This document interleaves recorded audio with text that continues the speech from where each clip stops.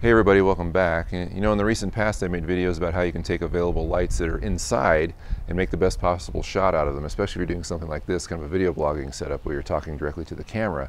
Well, I'm in a transitionary place right now where I've had to do the same exact thing on the outside for a temporary period of time. So I wanted to kind of share the things that I've learned with you in case you need to do something similar. Now I'm in a transitionary place before I actually end up somewhere, which is going to be Alaska. I'm in Utah right now, and the best possible place for me to shoot my videos is outdoors. Now you have to realize when you decide to do this, you are taking a huge risk because like any outdoor shoot, you're completely at the mercy of your surrounding conditions. You're at the mercy of the weather, such as what position the sun's going to be in, is it going to rain, is the wind going to be blowing, is the plane's going to fly overhead, or your neighbor's going to mow their lawn, that kind of a thing. You're completely at the mercy of all those situations. So you have to consider that before you decide to do this. The obvious first thing you want to do is to find the best place to shoot. Now the first thing I recommend, of course, is you take a look around where you're going to shoot and see where the best possible shot is. Now this consists of several factors. One of is composition. You want to have a pretty shot, obviously. You want to have something that looks good. Even if you're in kind of a generic surroundings like this backyard, I mean, it does have a nice background, and so I can take advantage of that to make the best possible shot I can get. Another thing you want to do, definitely I highly recommend, is that you shoot in the shade. That's what I'm doing right now, and I know when the sun is going to come up behind these homes behind me here and kind of ruin my shot and throw a lens flare, which I've had to actually modify or protect myself from in the past by using a lens shade on my lens, which ironically enough was made from my monitor and not a lens shade because that's what I had at the time. But you want to shoot in the shade so you don't have to use any kind of light modifiers, and that way you're getting nice, soft, even light. If that's what you're going for, obviously, but I think most people in a video blogging setup want a flattering shot of themselves.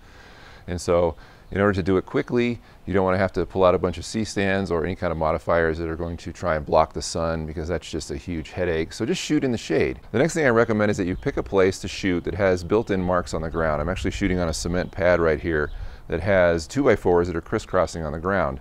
So I picked a couple of those that's worked for me.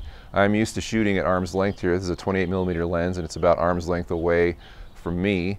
And there's a mark on the ground where 2x4s crisscross, and then there's another mark where I'm standing where 2x4s crisscross. So I know that anytime I come back to shoot here during this month or so, I know where to put my tripod because it goes right over that first mark, and I know right where to stand because it goes over that second mark.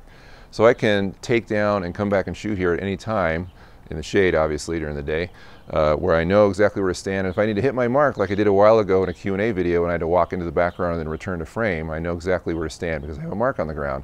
And I didn't have to put a mark there or add a mark because a lot of kids play here during the day, and I know that any mark I put down that was different than what was already here was going to get messed up. So I picked something that was already here that I could constantly refer to and constantly come back to. I want to throw a couple tips your way in case you might be one-man banding this whole operation, namely doing everything by yourself.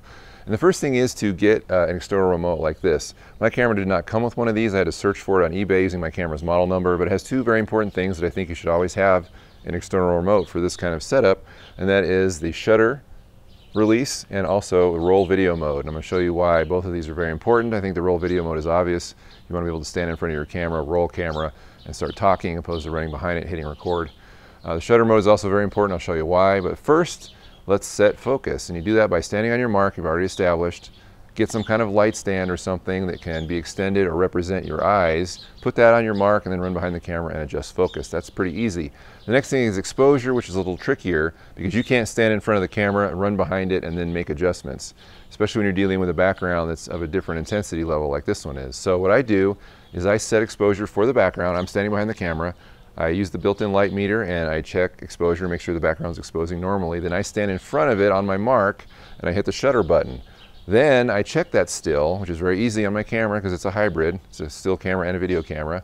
And then I check to see what I need to do to adjust it. Now, my experience has been that shooting in the shade here is that I tend to overexpose while being in the foreground here. So, and I check that by looking at my forehead in the still. I can see that I've got a hot spot here on my forehead and there's a loss of detail. So I need to stop down or close the aperture a little bit. One full stop actually is what worked best for me. But I can do that even though the background looks darker now and the camera's telling me when I'm behind it, hey, it's darker. But then I stand in front of it on my mark and I hit the shutter button, check it, and for me that's worked out pretty good. Plus the background now is a little bit darker, which helps separate me from the background because I'm a little bit brighter. I don't have a backlight, so I can't have something hitting me in the back of the head or on the shoulders to kind of separate me. So using me a little bit more exposed in the front or normally exposed in the foreground while the background is less exposed seems to work just great. So those are a couple ideas you can use to help this whole situation if you're doing everything by yourself. Again, like any kind of location shoot, you have to deal with 1,000 factors that are beyond your control.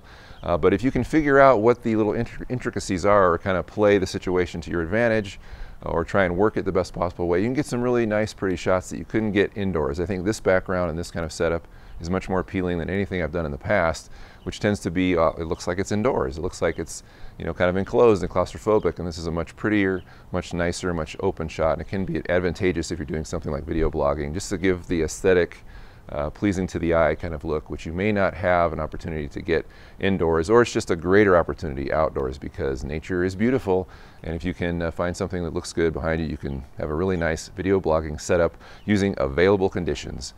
If you like this video, please come to thefrugalfilmmaker.com for more, and I thank you for watching.